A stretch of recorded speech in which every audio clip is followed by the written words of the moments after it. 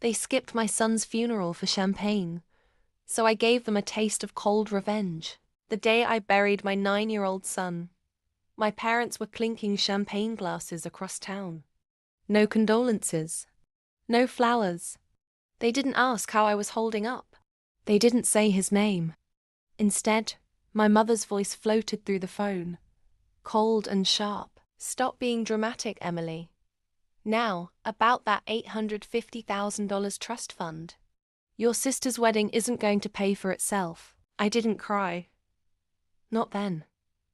I was too numb, too broken, that something inside me shattered.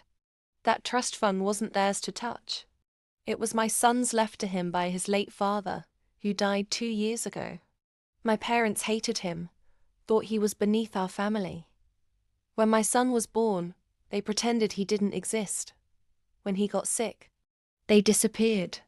But now, with him gone, they wanted his money. For a wedding. My sister? She's the golden child. Always was. Spoiled, shallow, cruel. And yes, her dream wedding came with a dream price tag. They expected me to liquidate my son's legacy to fund fairy lights. They thought I'd be too heartbroken to fight. They thought wrong. First, I played along. I told them I needed time to process everything, that I'd look into transferring the funds. Meanwhile, I met with my lawyer and financial advisor. I created a non-profit, named it after my son. Its mission? To fund medical care and funeral costs for children whose families couldn't afford it. I put every cent of that $850,000 into it and made it public. I launched the foundation with a video tribute to my son. Photos, stories, music, his laughter. The video went viral.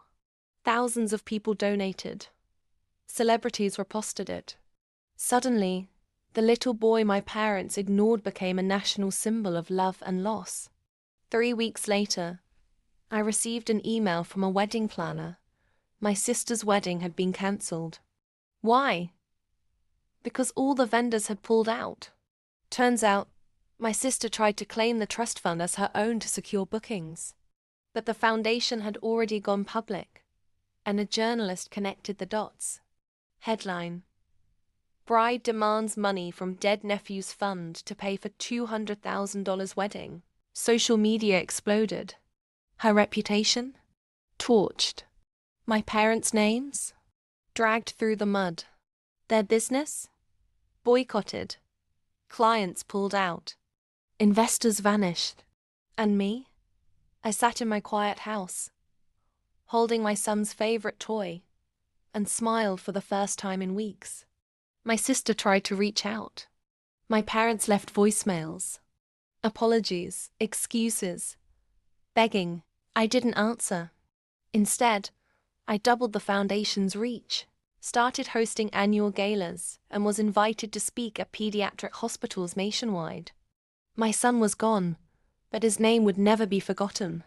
If you want more stories of poetic justice, brutal karma, and powerful comebacks, hit that subscribe button.